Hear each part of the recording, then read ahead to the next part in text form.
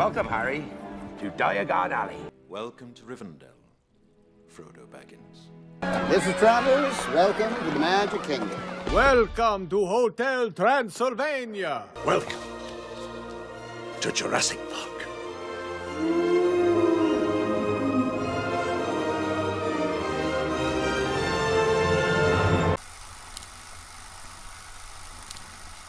Hey guys, I hope you guys are all staying safe. Today we're going to continue with not a movie review, but a list, actually. I haven't done one of those in a while, since the end of the decade. Our list is going to be revolving around movies that I actually like the beginning of more than the middle or the end. And I think this is really interesting because, you know, most of the movies we watch, the end is the big part, the culmination of all this action, and the middle is all the fun and literally the fun and games. That's what the beat's called, and all of these interesting trailer moments, you know, that are just really fun. But I think there are some movies that, for me personally, if I were to like watch the beginning of the movie and then fall asleep, or like watch the beginning of the movie and then got distracted, you know, I would be okay with that because that's actually my favorite part. So to start off, the first one is The Hangover. Now, this one is, you know, like your classic comedy, and I wouldn't necessarily say that the jokes get worse throughout the end or anything, or it gets boring.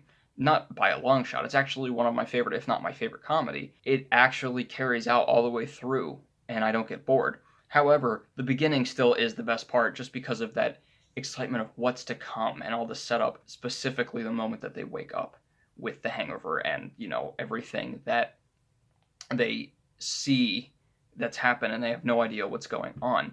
That for me is is so much fun. Obviously the things in the middle and the end are also very fun. It's the anticipation, you know. Along those veins, one that I think is a little bit more distinct of the first third to the second third and the last third is Elf.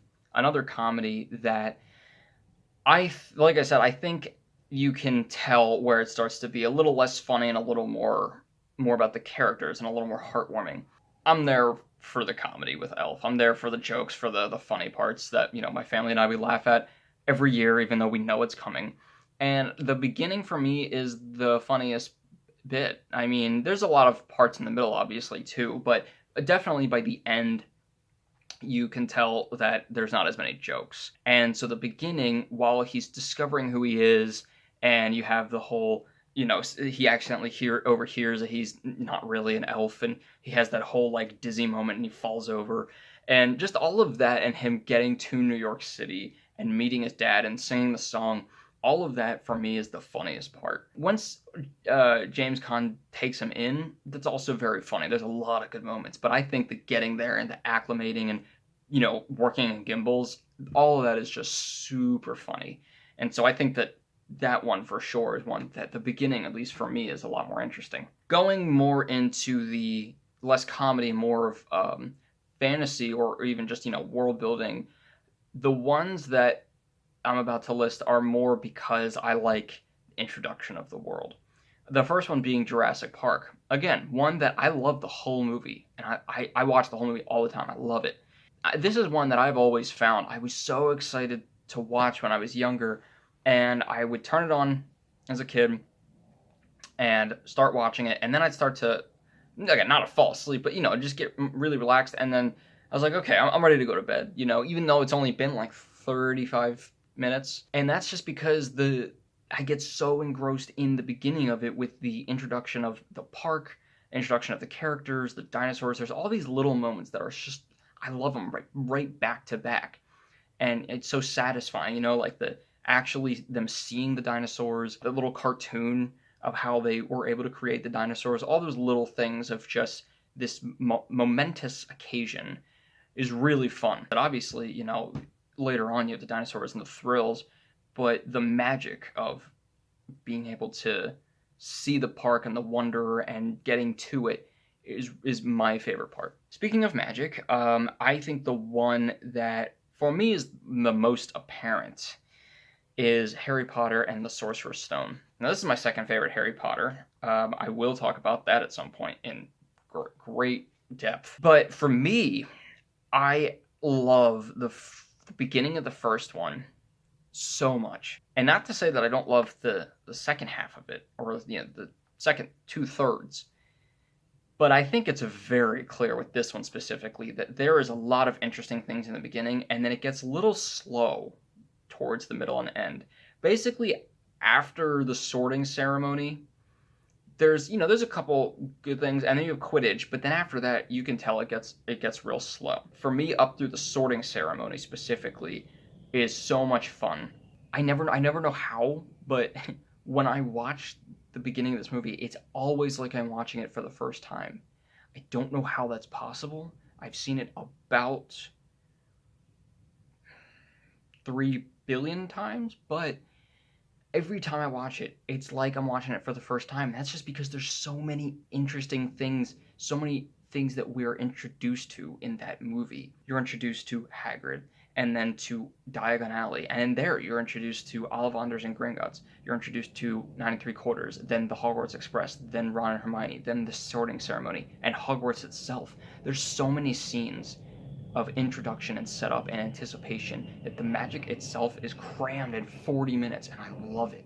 It's so fun. It's never a stale moment for me. It's never like I've seen this too much. The next one would be The Hobbit, An Unexpected Journey. I actually just finished watching it. It's weird. Most people actually hate the first 40 minutes because they're like, it's way too long. For me, I don't know. I like seeing Bilbo's house and how he lives. And I mean, I'm an introvert, so I love spending that little time where he's, just making his dinner and he's doing his own thing. He's sitting by his fireplace in his armchair. It's nighttime and all the dwarves are singing, and it's you got the moments of excitement and chaos, and then you've got the moments of they're sitting by the fire and they're singing a little tune. I also saw this with a bunch of friends when it first came out, and that's one of the best memories that I have, just because it was such a good movie experience for me, and it was so relaxing and comforting, and it took me away, I mean, the whole movie, but specifically the first part. It's something about it.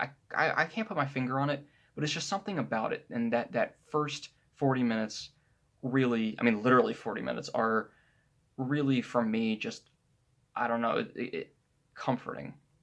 And it might just be that I just want to live in the Shire someday. Who knows? The last one is La La Land. If you've seen La La Land, you probably are a hard agree on that one. And I think it's pretty self-explanatory, is that the beginning is fun, and it's not really heavy. You've got a lot of these songs right away that are really fun to sing.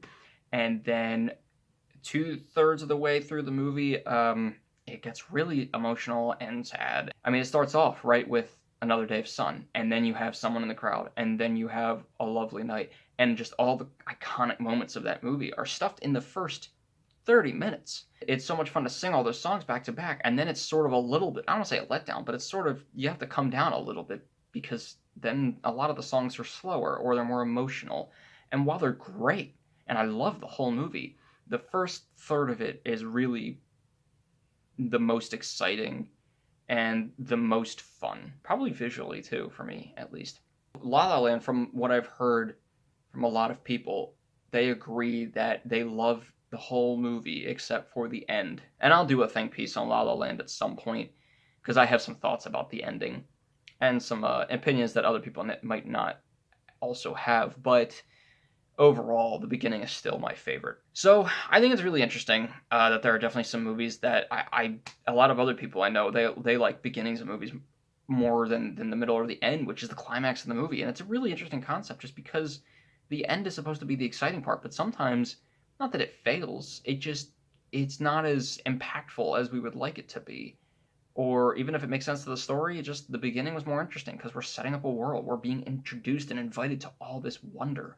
Or it's where the funniest parts are, or it's where we sing the most. The beginning is our inception to this world, to this movie, to these characters. It is the place where we have nothing but interesting stuff to go from. So it's the anticipation and the suspense of where is this going to go. There is a quote, if I remember correctly, it's that an audience can forgive a bad beginning, they can't forgive a bad end. And so it's interesting, But let me know if you have any movies in the comments below that you think are more interesting towards the beginning and then kind of fade out, or just get slower, or less funny. And as always, keep your hopes high, your stress low, and movies right in the middle.